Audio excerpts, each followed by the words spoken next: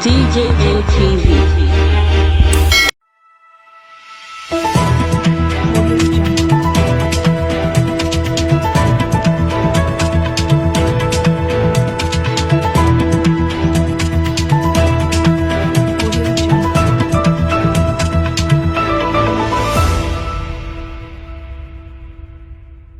Those accounts were 10 accounts in 3 banks, accounts legitimately opened by him, and there were funds that he kept saving, where he was keeping his savings in the US. That's a lie, because his salary was $2,400, and at one point he deposited $661,000. At another time he deposited $1.2 million. That's $1.8 million. How do you save $1.8 million when your salary on a monthly basis is $2,400, which is actually just $38,000 plus per year? And he stated it himself that he didn't have any other source of income. So where is the savings? As I speak with you, if you want to know whether there is a criminal charge against somebody, you must have a complainant. So you will see the state versus so and so person. You must see that. And then you must have a charge number. You must have a charge number if there's a charge against anybody. There is no charge number in those documents. There were 2 charges. That's another lie. 18 U.S.C. 1956 and 18 U.S.C. 1957, which borders on money laundering and financial fraud. And then there was a charge number. The charge number is staring you in the face. 93C4488. That's another lie from Festus Keyamo. If you look at those documents too, Asiwaju Bola Tinubu was not mentioned as a defendant. They've skipped that. It was only account numbers that were mentioned, and at the end of the day, they just said account numbers in the name of Tinubu. That is all. Not that Tinubu was a defendant. It was accounts in his name, not him. Those accounts were sealed, not him, for the action in rem. That's another lie. The prayers of the United States Attorney was that due notice be given to all interested parties to appear and show cause why forfeiture should not be decreed. Who will come and appear? Is it the account number? So that's another lie. There is no charge. There was no charge. There was no indictment. There was no criminal process. It was a purely civil process against those accounts. There indeed were 2 charges, 18 U.S.C. 1956 and 18 U.S.C. 1957, which bordered on money laundering and engaging in money transactions in property derived from fraud.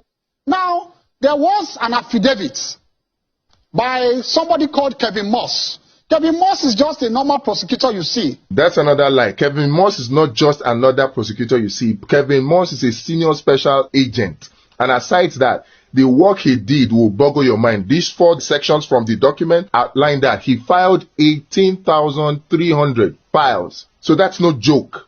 What they did in the case of Asiwaju Bola Ahmed Tinubu was therefore to file what they call an interim process for forfeiture. It was not a final process. That's another lie. There were 5 documents, and the last of them is the final forfeiture, the final decree. You can see it there. So there was a final decree starting from the verified proof of forfeiture to the warrant of seizure, down to the settlement, down to the final forfeiture. So that's another lie. The Kevin Moss, all those depositions you see there about narcotics and all that, it was not a judgment of the court. It was an opinion of a prosecutor trying to convince the court to issue a forfeiture order. It was not an opinion of a court. Another lie. These are seizure warrants that were issued to first of all freeze the account, and then there was a final forfeiture that was issued, which is also an order of court. So to say it is speculative and it is not final, that's another lie. And so it was a presumption. These processes are processes of mere presumption. So they found monies in his account. They said, well, they needed to come forward. And in that affidavit of Kevin Moss. Again, another lie.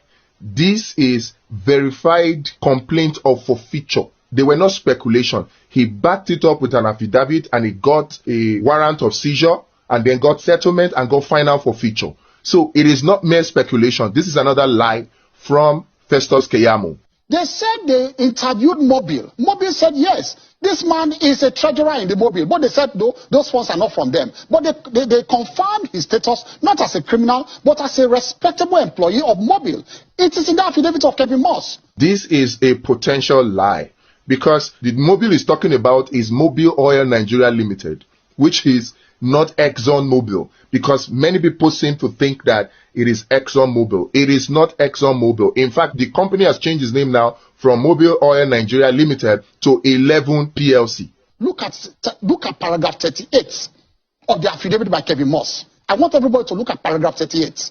After the rigmarole of trying to find out whether the account in money, where the monies came from, whether they were linked to drug and all of that, it was all speculative. They came to the conclusion that the proceeds he got from the tax, the deposit he made there what they call what these bankers normally call investments. He kept the money there and he was getting profit on the interest. They said he had not paid tax on those interests.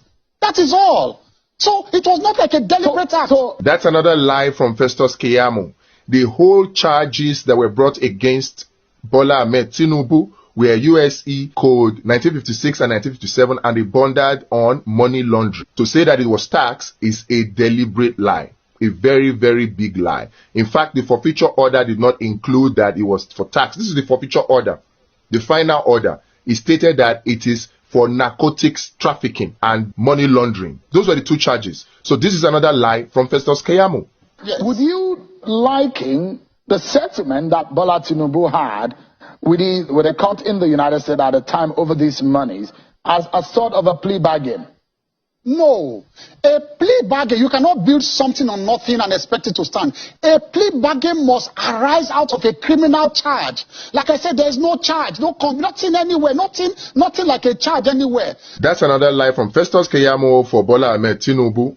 There were two charges, USC code 1956 and 1957, which bordered on money laundering and using proceeds illegally gotten. Going from that, you see now that there was a plea bargain. This is stipulation of compromise settlement, which is plea bargain. So there was a plea bargain, and in the plea bargain, initially it was supposed to be 1.8 million that was seized, but eventually they just fined him based on the charges that he was charged, because he was charged with two codes violation, USC code 1956 and USC code 1957. And if you look at the punishment for those violations, it says not more than $500,000. That was why only $460,000 was deducted from the account, because that's what the law speculates as fine punishment for the violation of the law. The other option would have been imprisonment, which I'm sure that Tinubu would not have wanted. So there was a charge, there was a plea bargain, and there was a fine, which is actually the forfeiture of the $460,000 based on the law. You established that there was a forfeiture.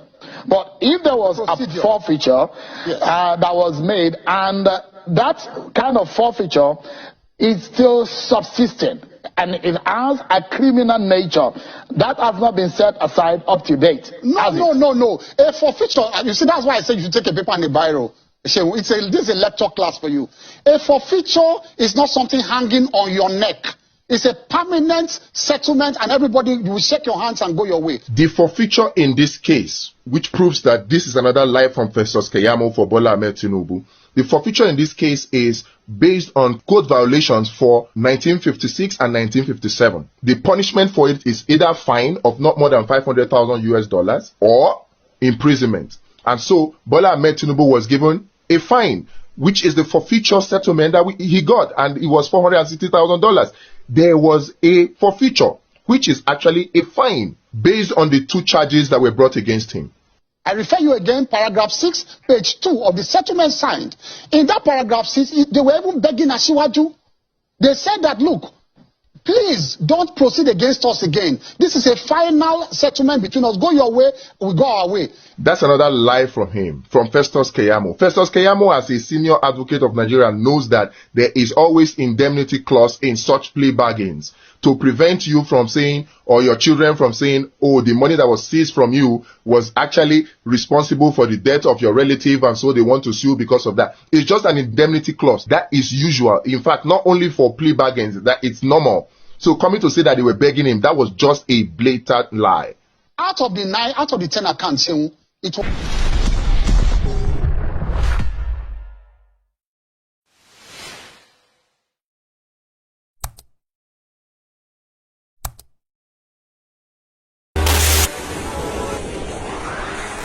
DJ TV.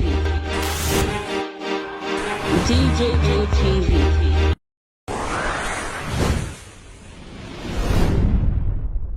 Fulani people don't say no, they don't like us. Welcome to DJ TV. DJ TV. DJ TV.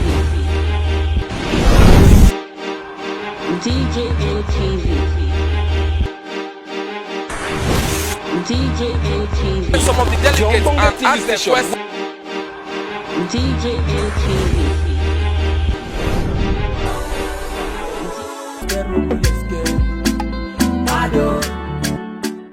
DJ